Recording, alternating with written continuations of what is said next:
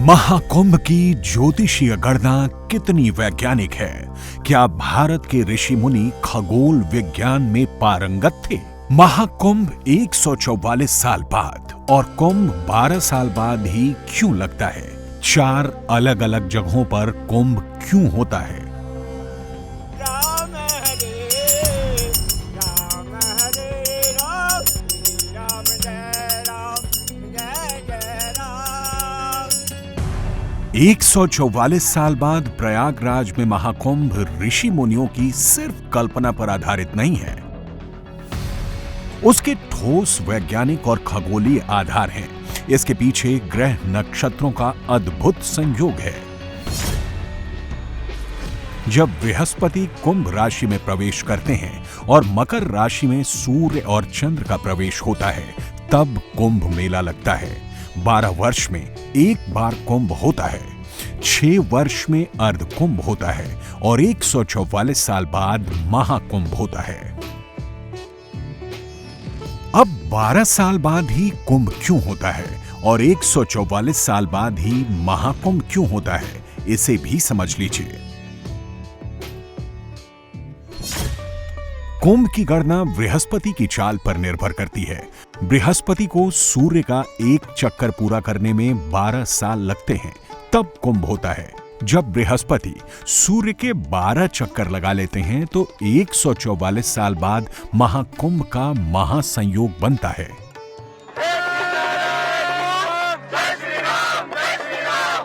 हमारे ऋषियों ने ये बृहस्पति और अन्य ग्रहों की सटीक गणनाएं उस दौर में कर ली थीं जब दुनिया के तमाम खगोल विज्ञानी इन्हें जानते तक नहीं थे। आज ग्रहों की चाल की गणना करने के लिए आधुनिक यंत्र हैं, लेकिन जब ये सब नहीं था तब ऋषि मुनियों ने कैसे इनकी सटीक गणना की होगी, इस पर बड़े बड़े खगोल विज्ञानी भी दंग हैं। हमारे पूर्वजों को, ऋषियों को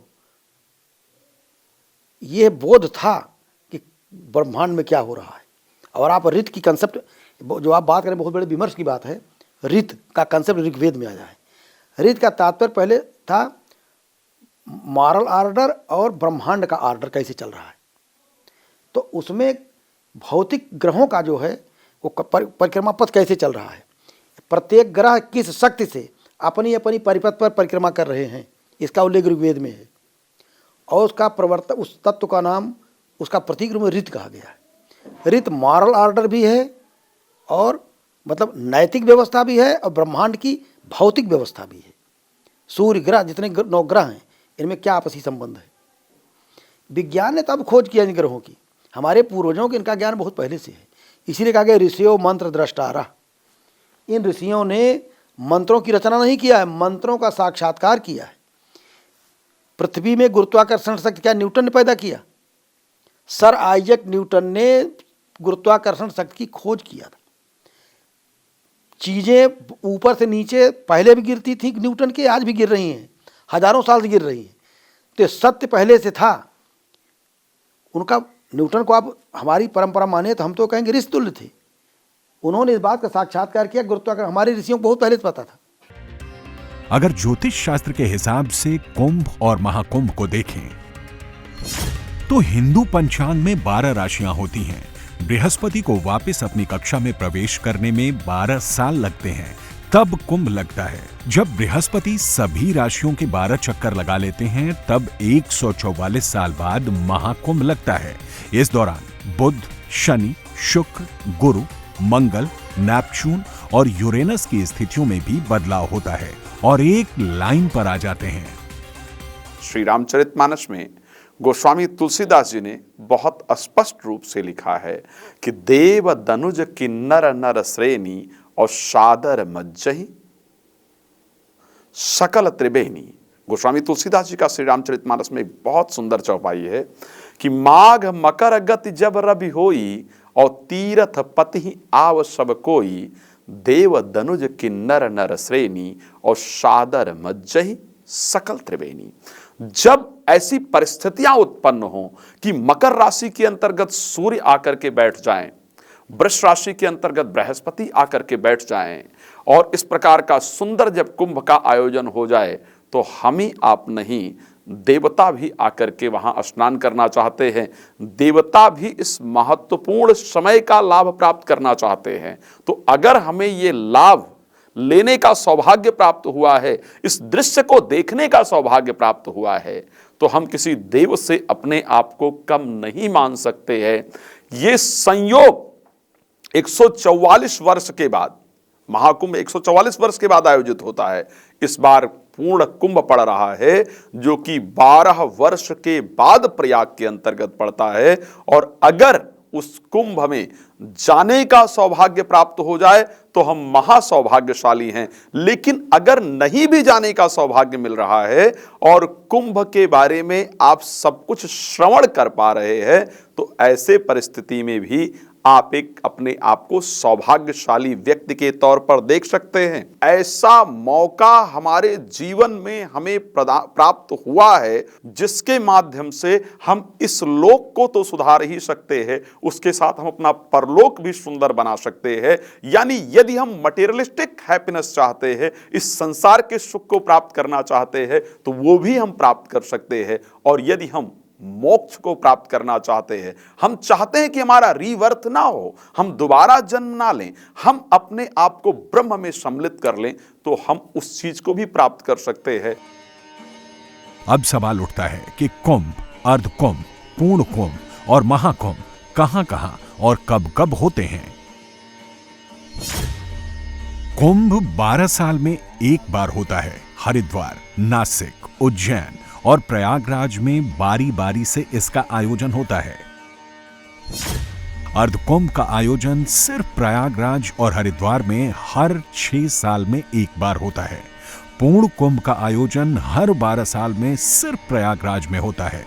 महाकुंभ का दुर्लभ संयोग 144 साल बाद आता है और वो प्रयागराज में 3 नदियों गंगा, यमुना और अदृश्य सरस्वती के संगम पर होता है।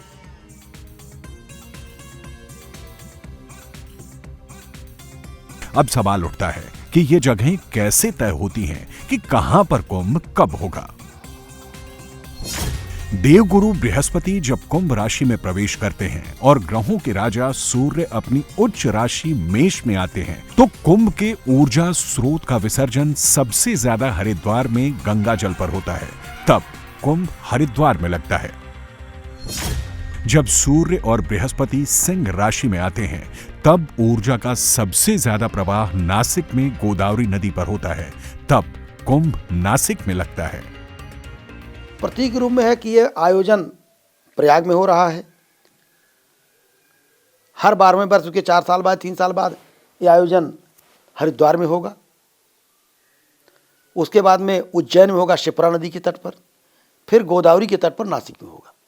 तो अब ये यायावार की बात इसीलिए की जा रही है कि परिवर्तन होता रहता है। ये कुछ तो राशियों से ये वैज्ञानिक भी है।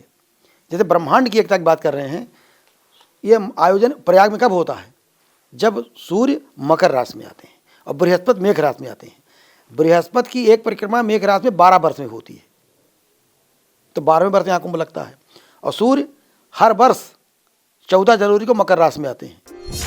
जब सूर्य मेष राशि में और बृहस्पति सिंह राशि में प्रवेश करते हैं, तो ऊर्जा का सबसे ज्यादा स्रोत उज्जैन में शिप्रा नदी के जल पर होता है। तब कुंभ का आयोजन उज्जैन में होता है। बृहस्पति के सिंह राशि में प्रवेश के कारण ही इसे सिंहस्थ कुंभ कहा जाता है। जब बृहस्पति वृष राशि में और सूर्य मकर राशि में प्रवेश करते हैं, तो ऊर्जा का सबसे ज्यादा स्रोत प्रयागराज में संगम पर होता है। तब कुंभ मेला प्रयागराज में आयोजित होता है। प्रयागराज का कुंभ है।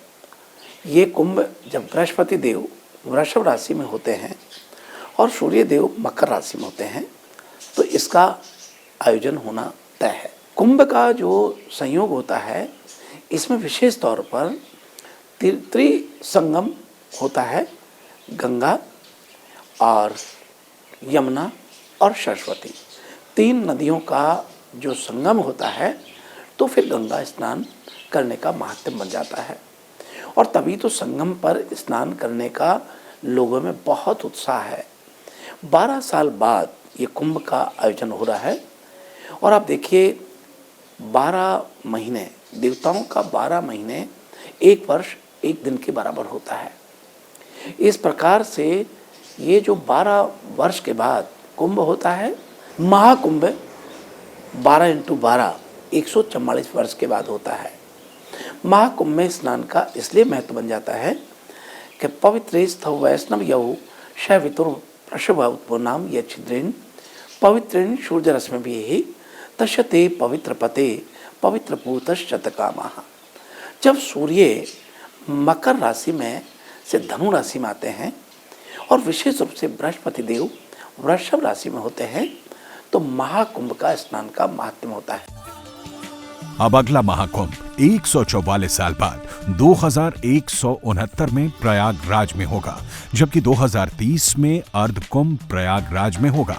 हर महाकुंभ में 6 विशेष स्नान होते हैं।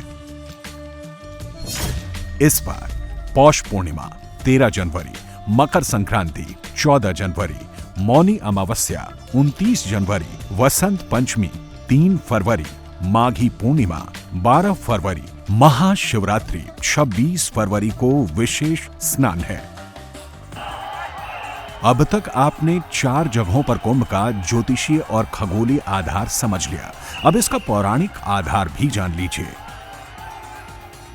देवताओं और असुरों ने मिलकर समुद्र मंथन किया, इससे अमृत कलश निकला। अमृत कलश पाने के लिए देवताओं और असुरों में 12 दिन युद्ध चला। युद्ध के दौरान अमृत कलश से 4 बूंदें प्रयागराज, हरिद्वार, उज्जैन और नासिक में नदियों में गिरी। इसीलिए हर 12 साल बाद इन स्थानों पर कुंभ का आयोजन होता है।